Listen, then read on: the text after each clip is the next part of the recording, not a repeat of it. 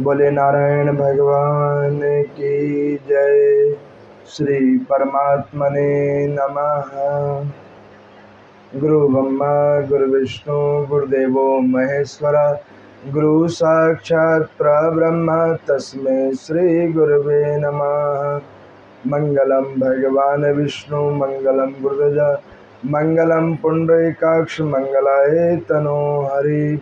हरे कृष्णा कृष्णा कृष्णा हरे हरे, हरे राम राम राम हरे हरे। श्री विष्णु महापुराण के पंचम दिवस की कथा है। 15वें दिन की इस कथा के अंदर में अधिक मास के इस माह जिसमें गत आज 14 दिवसों से हम ये कथा को श्रवण कर रहे हैं भाव निष्ठा रूप से, जिसमें भगवान श्रीमन नारायण की कृपा दृष्टि स्वरूप और पराशर जी के द्वारा मैत्रेय जी के द्वारा पूछे गए उन अद्भुत लीला चरित्रों की कथा को आप और हम सब लोग श्रवण कर रहे हैं। कल की कथा जिसमें भाव और निष्ठा की कथा थी, जिस कथा में एक जीवात्मा जब परमात्मा में नहीं बांधता है तो उसमें किसी भी प्रकार का वो नियम और शर्त नहीं रखता है। उसमें परमात्मा के प्रति वो वही भाव रखता है जिसमें समर्पण हो। आप लोगों ने कल कथा में सुना कि जामवंत जी ने समर्पण का भाव रखा और उन्होंने देखा कि समयंतक मणि उनकी पुत्री ने लिया, तो उन्होंने समर्पण भाव में अपने आप को प्रभु के समर्पित कर अपनी पुत्री को ही प्रभु को दे दिया। आपने सत्राजित जी की कथा सुनी, जहाँ पर आपने देखा कि भगवान को उन्होंने भी अपनी पुत्री दी, लेकिन उन्होंने अपने किए गए दोष कर्म को छुपाने के लिए पुत्री दी। कल 2 प्रकार के लोगों की चरित्रों को आपने सुना। एक जामवंत जी के चरित्र को सुना और उसी दूसरी तरफ में आपने सत्राजित जी का भी सुना। एक ने भाव से परमात्मा को अपने आप को समर्पित किया और एक ने अपने अवगुण को छुपाने के लिए परमात्मा के समर्पित हुआ।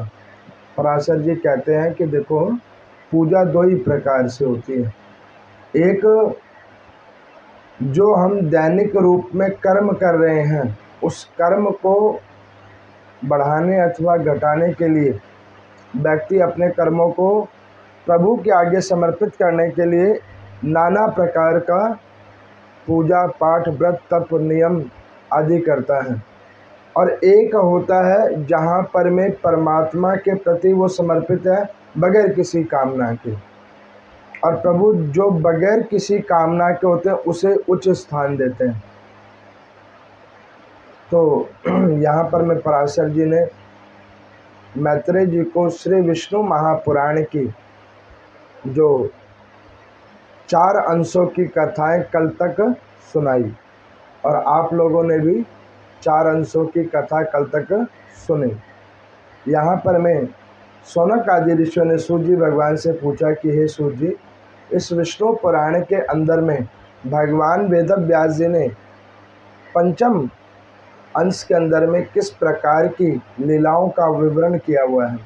तो वो कहने लगे कि देखो, विष्णु पुराण के आपने प्रथम अंश के अंदर में ज्ञान अंश को सुना कि विष्णु तत्व है क्या। द्वितीय अंश में सतयुग की वर्णन को सुना। सतयुग के अंदर में कौन कौन से राजा हुए, किस किस प्रकार से उन्होंने प्रभु की लीलाओं का नाम संकीर्तन किया, ब्रह्मा जी की सृष्टि किस प्रकार उत्पत्ति हुई, यह आपने द्वितीय अंश के अंदर में श्रवण किया। और तृतीय अंश के अंदर में आप लोगों ने देखा कि प्रभु श्रीमन नारायण के द्वारा मनवंतरों की उत्पत्ति कैसे हुई और मनवंतरों में सृष्टि कैसे उत्पन्न हुई। चतुर्थ अंश में देखा कि उन मनवंतरों के अंदर में भगवान के कौन से ऐसे श्रेष्ठकर भक्त हुए जिनकी कथाओं को हमने सुना। भगवान के कला अवतारों की भी कथा को हमने सुना। अब उन्होंने कहा कि प्रभु इस पंचम अंश के अंदर में किस प्रकार की भगवान की लीलाएं हुई, कृपा कर उन कथाओं के ऊपर में भी प्रकाश डालें। तो यहाँ पर में सूर्य कहते हैं कि हे शौनक आदि ऋषियों, यही प्रश्न मैत्रेय जी ने पराशर जी से किया कि विष्णु पुराण के पंचम अंश के अंदर में भगवान की और किस किस प्रकार की लीला हुई। तो यहाँ पर वो कहने लगे कि यदुवंश की उत्पत्ति की कथा कल आप लोगों ने सुना था, जिसमें सत्य तत्व एक छोटा सा वंश था जिसमें सत्राजित महाराज और महाराज प्रसेन थे। अब उसी वंश को आगे बढ़ाते हुए यदुवंश की उत्पत्ति का वो कथा सुनाने लगे, जिसमें कई राजा आए, जिसमें सबसे श्रेष्ठकर महाराज उग्रसेन हुए और इधर दूसरी ओर महाराज मरीषा और पुर, ये दो बड़े ज्ञानी महाराज हुए यदुवंश के अंदर में, जिनके यहाँ वसुदेव जी उत्पन्न हुए और उग्रसेन जी के यहाँ पर में देवकी उत्पन्न हुई। अब यहाँ पर में मैत्रेय जी ने पूछा कि हे भगवान, कृपा करके आप मुझे बतलाएं कि भगवान ने वसुदेव जी के यहाँ ही क्यों कृष्णावतार किया, इसके पीछे क्या तथ्य है, कृपा करके वो आप कहें। तो यहाँ पर में वो वसुदेव जी की 3 जन्मों की कथा को सुना रहे हैं, 1 जन्म की नहीं, 3 जन्म की कथा। वो कह रहे हैं कि ये वसुदेव और देवकी नारायण भगवान के कोई साधारण भक्त नहीं हैं, ये नारायण भगवान के इतने अनन्य भक्त हैं जिन्होंने 3 जीवन नारायण को समर्पित कर दिया। तब प्रभु ने आकर उनके यहाँ पर पुत्र रूप में जन्म लिया। अब मान के चलो कोई पूजा करे और भगवान को कहे कि प्रभु मैंने आपकी इतनी पूजा की और इसका फल अभी नहीं मिला। अब आप इस कथा को सुनो कि भगवान दर्शन उन्हीं को देते हैं जो धैर्य के साथ प्रतीक्षा में बैठता है कि प्रभु दर्शन देंगे। मैंने कई कथाओं में सुनाया था, एक मैंने कथा का भाग सुनाया था ना कि 2 साधु बैठे थे, एक को नारद जी ने कह दिया कि भगवान दर्शन देंगे, वो उसी में प्रश्न हो गया, और एक को भगवान ने कहा कि और जन्म लेने पड़ेंगे, तो वो उसके भाव उस अनुसार हो गया। तो कहने का अभिप्राय ये है कि जो भाव और प्रतीक्षा से बैठता है, ये मन में विचार करके बैठता है कि परमात्मा मुझे दर्शन देंगे, तो परमात्मा उसको दर्शन अवश्य देंगे। तो यहाँ पर मैं पराशर जी कहते हैं कि देखिए मैत्रेय जी, सतयुग के अंदर में एक महाराज हुए जिनका नाम था शुतपाशा, और उनकी पत्नी थी प्रश्नी। वो नारायण भगवान के इतने अनन्य भक्त थे कि उन्होंने कई हजार वर्षों तक भगवान का तप किया। जब कई हजार वर्षों तक श्रीमन नारायण भगवान का तप किया, तो उनकी जीवन के अंतिम समय में परमात्मा ने आकर उन्हें दर्शन दिए। तो उन्होंने कहा कि प्रभु, अगर आप हम पर प्रश्न हैं तो आप हमें संतान रूप में प्राप्त हो। तो भगवान श्रीमन नारायण ने कहा कि देखो, इस जीवन की तो तुम्हारी आयु समापन हो गई है, लेकिन वस्तुत रूप में तुम घबराओ मत। आगे कलंतर के अंदर में जब जब सृष्टि के अंदर में मेरा अवतार होगा, तो मैं तुम्हारे यहीं आकर जन्म लूँगा तदंतर में। तो यहाँ पर पराशर जी कहते हैं कि वो जो शुतपाशा और सृष्टि नाम वाली वो राजा रानी जो है, वही अगले जन्म में अदिति और कश्यप मुनि बन के आए, जिन्होंने फिर श्रीमन नारायण भगवान की श्रद्धा और भावनिष्ठा रूप से नाना प्रकार का तप किया, जहाँ पर परमात्मा ने वामन रूप भी धारण किया, जहाँ पर श्रीमन नारायण भगवान ने और कई रूपों में आकर अदिति और महर्षि कश्यप जी को अपने होने का सुख दिया। लेकिन वहाँ पर भी उन्होंने भगवान का भजन नहीं छोड़ा। जिससे प्रश्नचित होकर भगवान ने द्वापर युग के अंदर में एक को वसुदेव और दूसरे को देवकी बनाया। मैं आपको बतलाऊं, ये सृष्टि का विधान है, कौन किसके लिए बना है ये परमात्मा जानता है। कई बार हम लोग कहते हैं ना कि नहीं, हमने खूब कठिन प्रयास किया, प्रयत्न किया, तो हमने किसी फलाने व्यक्ति को या फलाने उपलब्धि को हमने प्राप्त किया। लेकिन सच्चाई क्या है कि ये प्रभु की इच्छा है। परमात्मा जानता है कि किसको कहाँ पर और कैसे मिलाना है और किसको किस प्रकार से अपनी कृपा करनी है। वो परमात्मा उसी अनुरूप होकर जीवात्मा के ऊपर कृपा करता है। अब आप ये देखो कि एक व्यक्ति ने 3 जन्म तक भगवान का भजन किया और हम कुछ घंटों की पूजा के बाद कहें कि परमात्मा के दर्शन नहीं हुए, तो ये सुलभ कैसे है? ये सुलभ हो सकता है? कहाँ पर में कितना कठिन तप है। अब मैंने अभी तक में आपको कई पावन चरित्रों को सुनाया। ध्रुव जी का चरित्र सुनाया, मैंने नारद जी का भी चरित्र आपको सुनाया, मैंने आपको प्रहलाद जी का भी चरित्र सुनाया। उसके बाद मैंने कई राजाओं के भी चरित्र सुनाए, जिसमें महाराज पृथुश्रेष्ठकर हैं। ऐसे और कई राजा हुए हैं जिन्होंने भगवान का भजन करके भगवान को प्राप्त किया। ये एक आध जन्म से नहीं है भगवान के भक्त, ये कई जन्मों से परमात्मा के भक्त हैं, कई जन्मों से। तो भगवान नारायण उन्हीं के, एक शास्त्र में मैंने कहीं पे पढ़ा था कि परमात्मा उस जीव आत्मा के अनुरूप हो जाता है जो परमात्मा को ही अपना सब कुछ मान लेता है। ये विश्वास करने की महिमा है। मैंने आपको बतलाया था ना कि कोई पत्थर में भगवान देखता है और कोई भगवान को ही पत्थर समझता है। ये देखने वाले का नज़रिया है। अब यहाँ पर मैं पराशर जी मैत्रेय जी को कहने कि देखो, इस प्रकार से वसुदेव जी का जन्म हुआ यदुवंश के अंदर में, और उसी यदुवंश के अंदर में देवकी भी आई। भगवान ने पहले ही निर्धारित कर रखा है कि यही दोनों दाम्पत्य के अंदर में हमारा जन्म होगा, अवतार होगा। अच्छा, मेरे को किसी ने बोला, एक बार एक प्रश्न किसी ने किया कि हमारे यहाँ जयंती होती है कि अवतार होता है।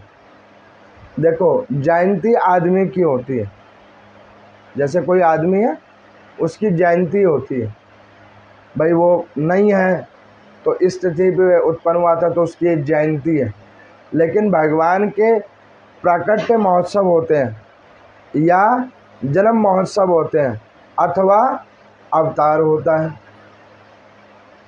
हमारे जयंती नहीं होते, जयंती हमारे साधु जनों की होती है, महात्मा गुरु जनों की होती है। और आपको मैं बतलाऊं कि जहाँ पर मैं एक बार नारद जी ने ब्रह्मा जी को पूछा था कि हे पिताजी, भगवान अवतार कहाँ लेते हैं और भगवान किस प्रकार अवतार लेते हैं और भगवान अवतार क्यों लेते हैं और भगवान अवतार लेकर क्या करते हैं। तो ब्रह्मा जी ने कहा कि देखो कि भगवान अवतार लेते हैं, जिस भुवन पे भी अवतार लेते हैं वहाँ पर कोई साधक जो तपस्या कर रहा होता है उसको अपनी कृपा से अनुभूति प्रदान करने के लिए वो अवतार लेते हैं, पहली बात। और भगवान अवतार किससे लेते हैं? जो वैष्णव है। और भगवान अवतार लेकर करते क्या हैं? कृपा दृष्टि। और भगवान का अवतार किस प्रकार जीव आत्मा के लिए कल्याणकारी होती है? उनकी कृपा आशीर्वाद से। जैसे मान के चलो, प्रहलाद जी के ऊपर नरसिंह भगवान की कृपा हुई, अकेले प्रहलाद जी पे नहीं हुई, उनके यहाँ पर में वो कृपा उसके पापी पिता पे भी हुई और आगे उसी के अंदर में उनके प्रपौत्र राजा बलि के ऊपर भी कृपा हुई। अकेले प्रहलाद जी के ऊपर कृपा नहीं हुई। इसलिए कि भगवान जहाँ अवतार लेते हैं वो वहाँ पर असंख्य असंख्य जीवों का कल्याण करने के लिए प्रभु अवतार लेते हैं। और उसके अनुसार वो लीलाएं करते हैं। तो यहाँ पर पराशर जी ने मैत्रेय जी को कहा कि वसुदेव और देवकी इस प्रकार से द्वापर युग के अंदर में यदुवंश के अंदर में उत्पन्न हुए। कलंतर के अंदर में इन दोनों का विवाह हुआ, वसुदेव जी का और देवकी जी का विवाह हुआ। तो यहाँ पर मैत्रेय जी ने कहा कि प्रभु, ये सृष्टि में जीव आत्मा का एक शरीर से दूसरे शरीर का क्या संबंध है। तो यहाँ पर पराशर जी कहते हैं कि कर्म भोगने के अनुरूप होकर एक शरीर का दूसरे शरीर से संबंध है। मान के चलो, एक घर के अंदर में माता पिता जो पुत्र अथवा पुत्री के जो उनकी संतान होती है, जिसको वो प्रभु नारायण की कृपा से जन्म देते हैं, वो उनके कर्म साक्षी होते हैं, कर्म को आगे बढ़ाने के होते हैं। उसके माध्यम से वो जीवात्मा कुछ भाग अपनी पत्नी के अनुसार या पति के अनुसार, कुछ भाग अपने पुत्र अथवा पुत्री के अनुसार, कुछ माता के अनुसार, कुछ पिता के अनुसार, कोई भाई के अनुसार, कोई मित्र के अनुसार, ये इस अनुसारों रूपों से वो अपने कर्मों को भोगते हैं।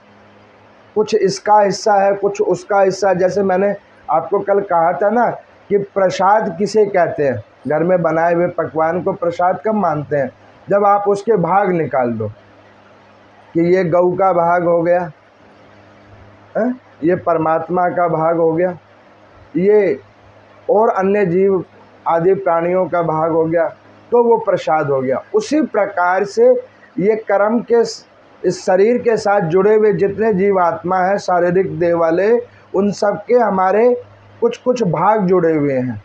उसी भाग को लोग स्वार्थ समझे चाहे मोह समझे।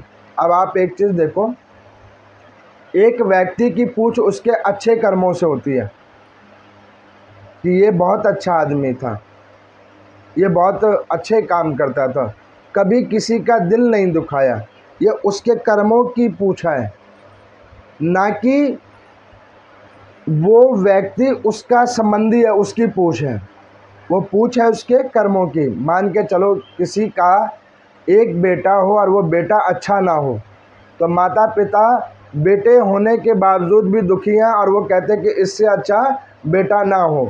लेकिन वहीं पर एक किसी मित्र का बेटा है, लेकिन अपने बेटे से भी ज़्यादा स्नेह करता है, तो उसके उस स्नेह के प्रति हमारी भाव जागृति होती है। उसका और हमारा इस प्रकार से कर्म संबंध जुड़ा हुआ है। तो यहाँ पर पराशर जी कहने लगे कि जब कलंतर के अंदर में वसुदेव और देवकी जी का जब विवाह हुआ, तो भगवान जो श्रीमन नारायण के जो दो द्वारपाल थे, कौन कौन थे, भूल गए होंगे आप लोग, जय विजय, जय और विजय। तो उनको सनत कुमार आदियों ने क्या श्राप दिया था कि 3 बार पृथ्वी पे आओगे, मृतलोक पे आओगे, और यहाँ पर आकर तुम आसुरीय प्रवृत्ति को प्राप्त करोगे। तो इसमें कौन बना है असुर, एक शिशुपाल और दूसरे कंस। ये दोनों परमात्मा के वही जय विजय हैं। नारायण भगवान कृपा करने उन दोनों के ऊपर आए हैं। नारायण भगवान कृपा करने के लिए वो वसुदेव और देवकी के ऊपर आए हैं। नारायण भगवान आगे की कथा में सुनोगे, अपनी कृपा करने के लिए वो यशोदा और नंद बाबा जी के ऊपर भी आए हैं। पता नहीं किन किन के ऊपर कृपा करने के लिए उन्होंने कृष्ण अवतार लिया, यह भी आप कथाओं में सुनोगे। आज यहाँ पे 15 दिन हो गए आपको कथा सुनते हुए और मुझे कथा कहते हुए विष्णु पुराण की। और वैसे अगर श्रावण होता तो आज पूर्णमासी तिथि में राखी का पर्व होता, लेकिन अधिक मास होने की वजह से ये अभी 15 ही दिन बीते हैं। तो इसमें आपने 15 दिन में भगवान के ज्ञान तत्वों को सुना, उनकी महिमा को सुना। अब भगवान के उन पावन चरित्रों को 15 दिन में आप सुनोगे जिसमें प्रभु अपने उन असंख्य असंख्य जीव आत्माओं के ऊपर किस प्रकार से कृपा करते हैं, कौन सी लीला करते हैं, उन कथाओं को आप सुनोगे। और आप उसमें सुनोगे कि भगवान केवल मानवों के ऊपर ही नहीं, पशु पक्षी के ऊपर भी कृपा करते हैं, भगवान पेड़ पौधों के ऊपर भी कृपा करते हैं, उसकी भी आप कथा सुनोगे।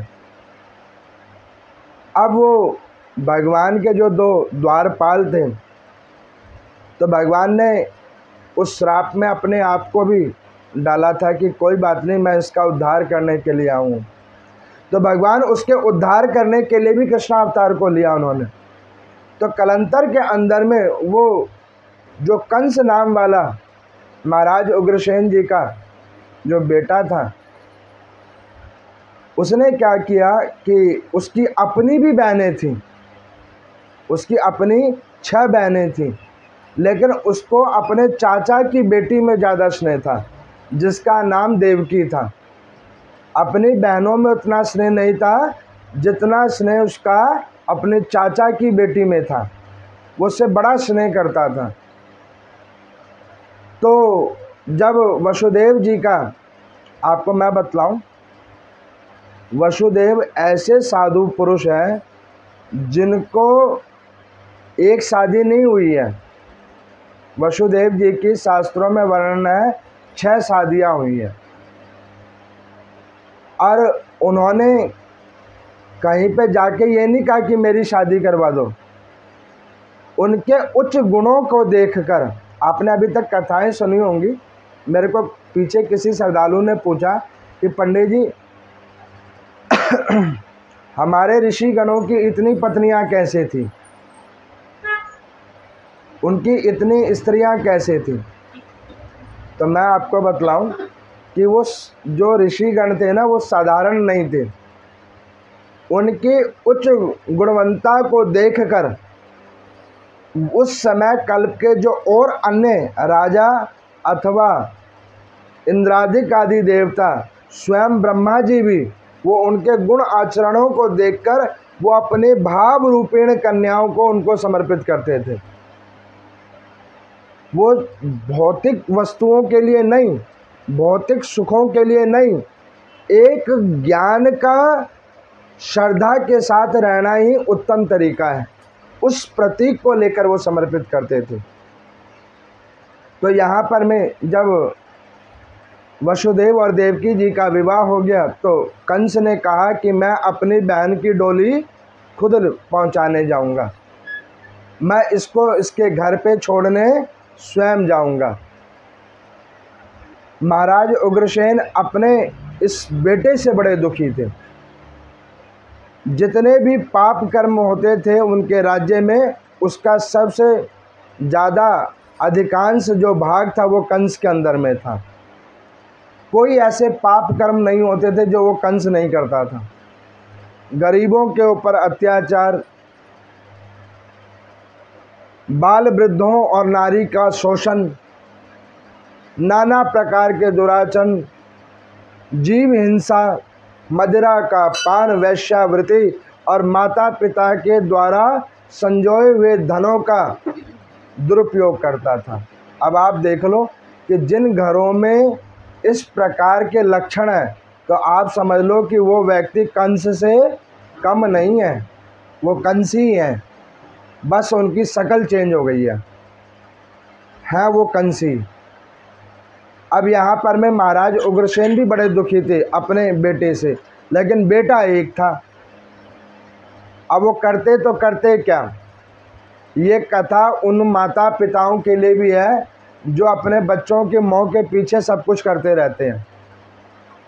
मैं आपको बतलाऊं, शास्त्र कहता है अगर बच्चे सुपात्र हों तो भी भगवान का भजन कीजिए, कि प्रभु की बड़ी कृपा है कि भगवान ने सुपात्र बच्चे दिए हैं। अगर बच्चे कुपात्र हो तो भगवान का डबल भजन कीजिए कि हे प्रभु, मुझसे कोई भूल हुई होगी जो ऐसे मेरे बच्चे हैं। और दूसरा, उस पूजन का एक ही मात्र फल दे कि उसकी ओर सद्बुद्धि प्रदान करें, ताकि वो ऐसे पापी कर्म ना करें। उग्रसेन महाराज इतने प्रतापी महाराज थे और धर्मनिष्ठ महाराज थे कि वो जहाँ जहाँ उनका वो बेटा दुराचरण करके आता, वो जा जा के हाथ जोड़ते प्रजाजनों को, जिसकी जो क्षति होती उसकी वो क्षति को वो पूर्ण करते और नाना प्रकार के यज्ञ अनुष्ठान करते। आपको पता ना कि समयंतक मणि भगवान श्री कृष्ण ने उग्रसेन महाराज जी को ही दिया। क्यों दिया उनको? क्योंकि वो जानते थे कि ऐसा परमार्थी राजा और कोई नहीं है जो अपनी गलती हाल मान ले, ऊंचे ओहदे के ऊपर बैठने के बाद हाल ज़मीन पे आ जाए और हाथ जोड़ ले कि मेरी ये गलती है। देखो, उत्तम व्यक्ति वो होता है जो अपनी गलती मान ले। कभी भी सॉरी मांगने वाला व्यक्ति बड़ा होता है। सॉरी प्रदान करने वाला व्यक्ति तो है ही, लेकिन सॉरी मांगने वाला व्यक्ति बहुत बड़ा होता है, जो अपने कर्म को देखकर हाल झुक जाए कि हाँ मुझसे गलती हुई है। अब यहाँ पर मैं कंस ने अपनी बहन के रथ पे बिठाया, बहनोई को बिठाया और उनको उनके घर छोड़ने के लिए जाने लगा। अब वो डोली को लेकर जाने लगा तो मार्ग के अंदर में जैसे जैसे किए गए कर्म उसके थे पापी कर्म, उससे कुंठित हो पृथ्वी ने भगवान नारायण को कहा कि प्रभु, इस पापी कंस का किसी न किसी प्रकारेण रूप आप इसके अत्याचारों को कम करें। तो भगवान की योग माया, अभी आपको मैंने पीछे कथा में सुनाया था ना, भगवान ने अपने मनोयोग से एक देवी को उत्पन्न किया था जिसका नाम योग माया था। उनके दो बच्चे थे। कौन कौन थे? मोह और आसक्ति। चलो कुछ तो सुन रहे हैं। मोह और आसक्ति। अब वही योग माया माता प्रकट हुई। उन्होंने कहा कि अरे कंस, तू ये क्या कर रहा है? जिस बहन का तू डोली लेके जा रहा है उसी का अष्टम ग्रह जो गर्भ है वो तेरे मृत्यु का कारण बनेगा। अब ये जब उसने सुना तो योग माया की वो पूरी बात सुनता उससे पहले ही वो रथ से नीचे उतर गया। अभी योग माया कह ही रही थी और कुछ, वो पहले ही रथ से नीचे उतर गया। उसने वसुदेव जी को पकड़ लिया, कहने लगा कि महाराज चलो, यहाँ से जल्दी चलो। वसुदेव ने कहा कि भैया अभी तो तू इतना रो रहा था, बहन की डोली उठा रहा था, और अभी तेरे को 1 मिनट में क्या हो गया? तू ये परिवर्तन क्या हो गया तेरे अंदर में? ये आकाशवाणी सुन के तेरे अंदर ऐसा क्या हो गया जो तूने अभी तो मेरे आगे पीछे तो गीत गा रहा था कि मेरी बहना को संभाल के रखना, और अभी तेरे को 5 मिनट में क्या हो गया? उन्होंने कहा कि अभी मैं जो गीत गा रहा था वो इमोशन में गा रहा था, अब मैंने सच्चाई सुन लिया इसीलिए मैं नीचे उतर आया हूँ। अब उसने वसुदेव और देवकी जी को नीचे उतारा, कहने लगा कि मैं तुम दोनों को अभी मृत्यु प्रदान करूँगा। तो देवकी ने कहा कि भैया, मैंने आज तक आपको जीवन में अभी तक में जो रक्षा सूत्र और तिलक आदि का कार्य किया तो उसका मैंने कोई फल नहीं आपसे मांगा। तो कंस ने कहा हाँ ये बात ठीक है कि मेरी अपनी बहनों ने तो सब कुछ मांगा लेकिन तूने आज तक कुछ नहीं मांगा, और मुझे पता है कि आपका स्नेह भी मुझ पर ज़्यादा है, तो उस स्नेह और उस भाव को लेकर इनको मृत्यु प्रदान ना करो, चाहे आप मेरे प्राण ले लो। तो वसुदेव जी ने कहा कि देखो, जब मैंने अग्नि को साक्षी लेकर 7 फेरे लिए थे तुम्हारी बहन से, तो मैंने उसको वचन दिया था कि मैं जब तक जीवित हूँ तब तक मैं तेरी प्राणों की रक्षा करूँगा, तेरे ऊपर कोई आँच नहीं आने दूँगा। अब या तो कंस हम दोनों को तू मार दे, और नहीं तो मेरी बात को विश्वास मान, हमारे जो बच्चा उत्पन्न होगा वो मैं पहले तुझे ला कर दे दूँगा, तू घबरा मत। या तो तू हमें छोड़ दे, अन्यथा फिर दोनों को ही मार दे। तो कंस ने सोचा कि ये क्या ठीक रहे हैं, वसुदेव जी सत्यवादी हैं, असत्य कभी उन्होंने जीवन में बोला नहीं था। तो वसुदेव जी की बात को सुनकर और बहन की ममता को जानकर उन्होंने कहा कि ठीक है। अब उन्होंने क्या किया, अपने बहन और बहनोई जिसकी अभी शादी हुई है उनको कारावास में डाल दिया। जब कारावास के अंदर में डाल दिया तो महाराज उग्रसेन को बड़ा क्रोध आया। उन्होंने अपने बेटे को राजकुमार जो बनाया हुआ था उन्होंने उसको निष्कासित करने का प्रण बना लिया कि अब ये राजकुमार नहीं बनेगा, क्योंकि इसके अंदर में ऐसे कोई गुण नहीं है राजकुमार होने लायक। उन्होंने मन बनाया कि सभा बिठाकर इनको निष्कासित किया जाए। पिता वो होना चाहिए। अपने बच्चों की गलतियां आप किधर छुपा रहे हो? आज एक गलती छुपा रहे हो, कल वो पहाड़ बन जाएगा।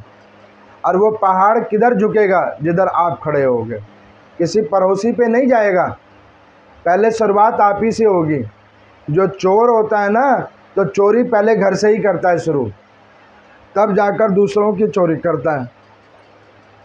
अब यहाँ पर मैं जब कंस को पता लगा कि पिताजी ने राजकुमार की गद्दी से मुझे उतार दिया, तो उसने रातों रात मन बनाया और मन बनाकर उसने क्या किया, महाराज उग्रसेन को भी कारावास में डाल दिया, बंदी गृह में डाल दिया। और राजा की गद्दी पे वो स्वयं ही जाकर बैठ गया, बगैर किसी नियम, बगैर किसी निष्ठा के। देखो, घर को फोड़ने वाले कुछ लोग होते हैं जो आपके पक्ष में भी बोलते हैं और आपके उन बच्चों के पक्ष में भी बोलते हैं, लेकिन बशर्ते उसको कुछ और बोलते हैं और आपको कुछ और बोलते हैं। दोनों में भेद डालने वाले लोग, ऐसे जो लोग होते हैं ना, वो सबसे पहले मारे जाया करते हैं। कंस के कुछ पापी मंत्री थे जो महाराज उग्रसेन के सामने तो उनकी वार्ता करते, लेकिन कंस के सामने कंस की वार्ता करते। और जब भगवान श्री कृष्ण जी ने कंस को मृत्यु प्रदान की थी तो सबसे पहले उनके मंत्रियों को ही मारा था। जो पापी होता है ना, जहाँ से पाप उत्पन्न होता है पहले सफाई उधर ही होती है।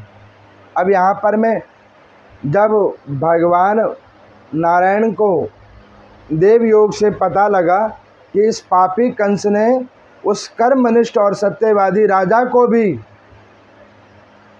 कारावास के अंदर में डाल दिया जो उसका कर्म और इस शरीर का पिता है, तब भगवान को रहा नहीं गया। तब भगवान ने क्या किया, पहला जो गर्भ है वसुदेव और देवकी को 7 महीने का ही दिया। 7 महीने में ही उनका गर्भ धारण हुआ और 7 ही महीने में बच्चा वो उत्पन्न हुआ, समय से पहले। अब जब वो बच्चा उत्पन्न हुआ समय से पहले, तो पहरेदारों ने जाकर कंस को कहा कि देखो, तुम्हारी बहन के बच्चा हुआ है, लेकिन समय से पहले हुआ है। तो उसने कहा कि ये समय से पहले जो बच्चा हुआ है तो ये तो वैसे ही मर जाएगा, इसको वापस कर दो। देखो, जब व्यक्ति पाप करता है ना तो उसको और पापी लोग मिल जाते हैं, और जब व्यक्ति वही पुण्य कर्मों को करता है, भजन कीर्तन करता है, तो उसके भजन कीर्तन करने वाले भी लोग मिल जाते हैं। भीड़ दोनों तरफ है, पाप करने वालों के तरफ भी और नाम संकीर्तन करने वालों के तरफ भी, बशर्ते अब हमने किधर जाना है ये सोचना है। अब यहाँ पर मैं नारद जी ने देखा कि कंस तो ऐसे अगर दया करेगा और इसके पाप कहीं कम हो गए तो प्रभु का अवतार कैसे होगा, क्योंकि इसका अत्याचार जो वैष्णव जनों पे हो रहा है, साधु जनों पे हो रहा है, उस अत्याचार से पृथ्वी का भार कम कैसे होगा। तो उन्होंने क्या किया, वो कंस के पास आए। कंस को कहा कि कंस, तुम्हारी बहन के एक बच्चा उत्पन्न हुआ है। उन्होंने कहा हाँ, बहन के एक बच्चा उत्पन्न हुआ है। सुना है कि तुमने उसे छोड़ दिया। तो उन्होंने कहा कि हाँ, वो तो पहला बच्चा है ना, और आकाशवाणी हुई थी कि 8वां गर्भ जो है वो मेरे लिए दुख का कारण बनेगा। 8वां गर्भ तो पहला हुआ है, तो पहले से तो मेरे को कोई भय नहीं है। तो नारद जी ने कहा कि तू पहला किसको समझता है और 8वां किसको समझता है। तो कहने लगा कि पहला जो पहले संख्या से शुरू होती है वो पहला होता है, और जो 8वां होता है वो 8वां होता है। तो उन्होंने कहा कि भगवान के नियम में ऐसा कोई पहला दूसरा नहीं है, भगवान के लिए सब समान है, कोई भी 8 हो सकता है, कोई भी पहला हो सकता है। अब उसको लगा कि ये नारद जी क्या कह रहे हैं, तो नारद जी ने एक तुलसी की माला दी जिसमें 8 मणिकाएँ थीं। कंस को कहा कि कंस इसको गिनो। कंस ने उसको गिना, काउंटिंग 1 से शुरू की। अब जहाँ 1 से शुरू की और जहाँ 8 हुआ, तो नारद जी ने 8 वाली जगह को 1 कर दिया और 1 वाली जगह को 8 कर दिया। अब उन्होंने कहा कि बेटा देख, अब इसमें काउंटिंग फिर से कर। तो उसने देखा कि कोई भी संख्या 8 बन सकती है और कोई भी संख्या 1 बन सकती है, और ये बिल्कुल सत्य वार्ता है। जीवन में कभी भी कुछ भी हो सकता है और कहीं भी कोई सुधार हो सकता है, और कहीं पे भी कोई उसी प्रकार का पाप रूप अगर बढ़ जाए तो उपद्रव भी हो जाया करता है। तो ये जीवन का सत्य है, कहीं पे भी कुछ भी हो सकता है। अब नारद जी ने जाकर इस प्रकार से उस कंस को उस माला के चक्कर में फंसाया, माला के चक्कर में फंसाया, और माला के चक्कर में समझकर नारद जी वहाँ से चले गए। अब वो कंस बहुत देर तक वो माला को ही घुमाता रहा, तुलसी को माला को लेकर। अब वो ये सोचता रहा कि ये नारद क्या ठीक रहा है कि पहला और 8 कोई भी हो सकता है। अब उन्होंने क्या किया कि वसुदेव जी को कहा कि लाओ वो बच्चा दो।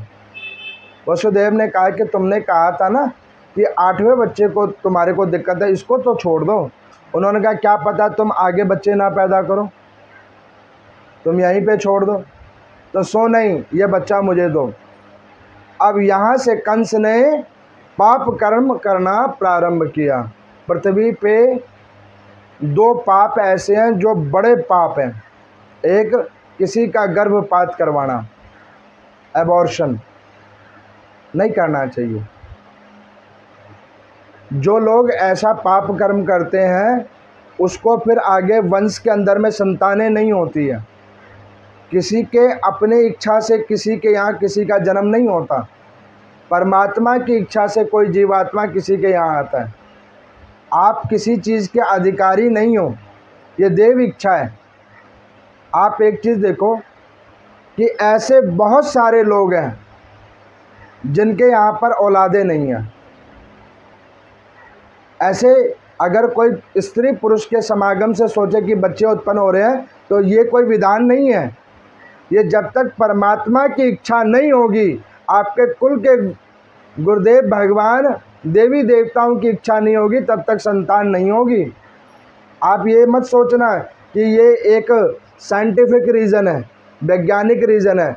अरे नहीं भैया, ये वैज्ञानिक रीज़न नहीं है, ये आध्यात्मिक कारण है। अगर आपके कुल की वृद्धि होनी होगी तभी कुल की वृद्धि होगी, जब आपके कुल के देवी देवता, कुल के गुरुदेव भगवान, इष्ट देवता आपके अनुकूल होंगे। नहीं तो 1000 उपाय कराने के बाद भी संतान नहीं होती है। कंस ने क्या किया, वसुदेव जी के एक एक करके 6 संतानों को मार दिया। देवकी रोती नारायण भगवान को कहते कि प्रभु ये अत्याचार पर अत्याचार किए जा रहा है। छोटे जीव जो अभी उत्पन्न हुए हैं उनके ऊपर में, उन बालकों के ऊपर में ये अत्याचार कर रहा है। पाप क्रम बढ़ता गया, बढ़ता गया, बढ़ता गया। तब इंद्रादिक देवताओं ने कहा कि हे महात्मन, हे पुराण पुरुषोत्तम, हे नारायण भगवान, अब आप कृपा करने के लिए पृथ्वी लोक पर जाएं। हमारे जीवन में थोड़ी बहुत चीज़ जब छूट जाती है तो हम भगवान की पूजा करनी छोड़ देते हैं। अब आप देखो, जिसके घर में एक साथ 6 बच्चे मारे जाएं और वो अभी भी भगवान की आस लेके बैठा है, अब आप बताओ भगवान उसके ऊपर कृपा करने आएंगे कि नहीं आएंगे? आएंगे ना। अब आप ये देखो कि हमारी थोड़ी बहुत क्षति होती है तो हम छोड़ देते हैं भगवान का भजन करना। अब आप ये सोचो कि वो किस प्रकार के भक्त वो होंगे कि उनके 6 बच्चों को मार दिया, जीवन में कोई सुख नहीं मिला, और अभी भी भगवान का भजन कर रहे हैं। अब आप इस कथा को सुनकर ये सोचें कि भक्ति इस प्रकार की होती है जो दुख और संताप से परे होती है, जहाँ पर दुख का आभास ना हो, प्रभु के भजन में दुख का आभास ना हो। तो यहाँ पर पराशर जी मैत्रेय जी को बतलाते हैं कि श्रीमद् भागवत के कृष्ण चरित्र की ये लीलाएं प्रथम 1 अध्याय से लेके 29 अध्यायों तक की है, जिसको अभी आप लोग धीरे धीरे सुनोगे। और इसमें भगवान श्री कृष्ण के उन पावन चरित्रों को सुनोगे कि प्रभु ने किस किस प्रकार से अपनी कृपा की है। क्योंकि अब समय हो गया है, नहीं तो मैं कृष्ण जन्म आज करवाता, अब ये मैं कल करवाऊंगा। तो यहाँ पर मैं पराशर जी कहते हैं कि जो कोई वसुदेव और देवकी जी के पावन चरित्र को सुनता है और उनकी चरित्र को सुनकर अपने अंदर में परिवर्तन लाता है कि भगवान की पूजा दुख संताप से परे है, उसी के ऊपर परमात्मा कृपा करने के लिए नाना प्रकार के अवतार लेकर आता है। इस विश्वास को जगाओ और हरि भगवान के अंदर में अपने आप को समर्पित करिए। बोले नारायण भगवान की जय।